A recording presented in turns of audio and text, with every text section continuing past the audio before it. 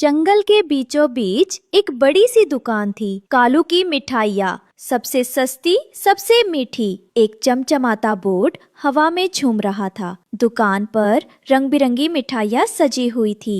लड्डू, जलेबी, बर्फी, रसगुल्ला। कालू कौवा चिकने काले पंखों में इतराता हुआ बैठा था। आ जाओ रे जंगल के वासियों, मीठी मीठी मिठाइयाँ खाओ, बस 2 दाने में पेट भर जाओ। ऐसी मिठाई शहरों में भी नहीं मिलती। मेरी मिठाई नहीं खाई तो समझो कुछ नहीं खाया।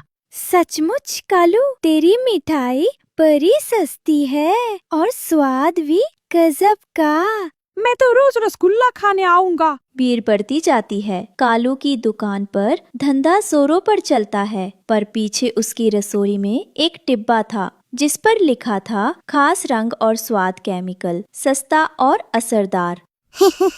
असली दूध कहाँ से लाऊं? इस केमिकल से मिठाई रंगीन और टेस्टी हो जाती है और दाम भी कम लगते हैं। कमाई डबल। झरने के पास टुनटुनी चिड़िया घास पर बैठी हुई थी। उसकी दोस्त रानो चिड़िया आती है।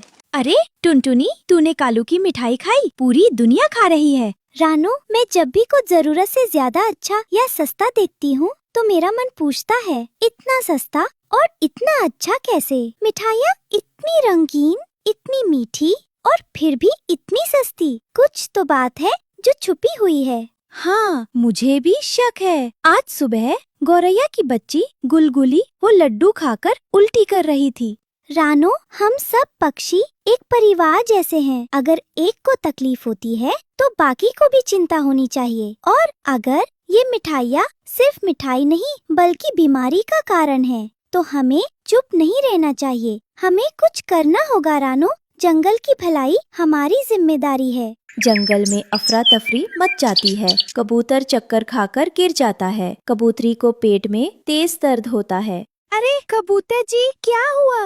मैंने कालू की बर्फी खाई थी और फिर कुछ तो गड़बड़ है। मुझे भी लड्डू खाने के बाद बहुत जलन हो रही है। कुछ तो गड़बड़ है भाई, मिठाई में ही कुछ मिला है शायद। रात का समय। कालू की दुकान बंद थी। टुनटुनी और रानो दबे पांव पीछे से रसोई में पहुंचती हैं। दीदी देखो, ये डिब्बा क्या है? खास रंग और स्वाद केमिकल। ओह रानो, इसका मतलब साफ है, ये मिठाइयाँ जो जंगल को इतनी स्वादिष्ट लग रही थी असल में किसी रासायनिक जादू से बनाई जा रही थी। अब समझ में आया सब बीमार क्यों पड़ रहे हैं। ये तो जानबूझकर सबको बीमार कर रहा है। ये सिर्फ लालच नहीं है रानो, ये विश्वासघात है। जंगल के हर पक्षी ने उस पर विश्वास किया और उसने क्या किया? बीमारी और जहर परोसा। अब और नहीं, हम चुप नहीं रहेंगे। कल सुबह जंगल की पंचायत बुलाएंगे और इस कालू के सच को सबके सामने लाएंगे। अगली सुबह जंगल के बीच सब पक्षी जमा होते हैं। मंच पर टुनटुनी और रानो थे। कालू भी घमंड से खड़ा था। प्यारे पक्षियों, आज हम यहाँ इकट्ठा हुए हैं क्योंकि हम सबका स्वास्थ्य खतरे में है। आपने देखा गुलगुली, कबूतर, बुलबुल सब बीमार पड़े। आप सोच रहे होंगे क्यों, कैसे? जवाब है, हमारी ही जमीन पर, हमारे ही बीच कोई ऐसा है जिसने हमारी मासूमियत का फायदा उठाया। क्योंकि हम जो खा रहे हैं वो असली नहीं है, वो मिठाई नहीं, जहर है। क्या बकवास है? मेरी मिठाइयों से कोई नहीं मरा। मरा नहीं कालू, पर बीमार जरूर पड़ा। कबूतर अब उड़ नहीं पा रहा, बुलबुल की आंखों से आंसू बह रहे हैं और गुलगुली तो पूरी रात तड़पती रही। क्या तुम बता सकते हो मिठाई खाने के बाद ये सब क्यों हुआ? और ये केमिकल का डिब्बा तुम्हारी दुकान के पीछे क्यों मिला? तुमने हमारे साथ धोखा किया कालू, सिर्फ पैसे के लिए।